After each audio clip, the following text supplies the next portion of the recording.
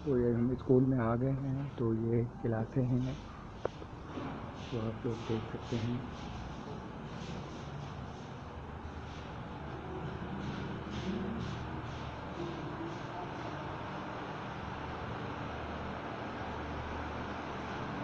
ये बच्चे पढ़ रहे हैं।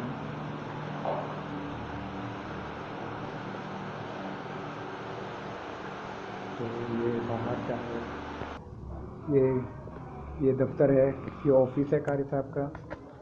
तो आप लोग देख सकते हैं गाइस। तो प्लीज़ इस वीडियो को सब्सक्राइब भी कर दीजिएगा।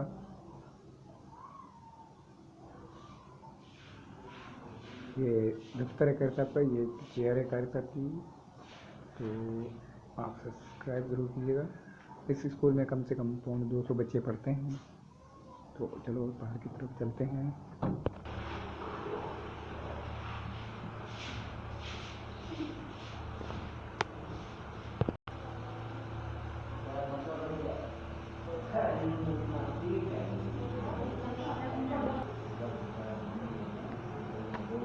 ये स्कूल की सीढ़ियाँ हैं, ये छत है ऊपर। तो ये स्कूल का सहन है।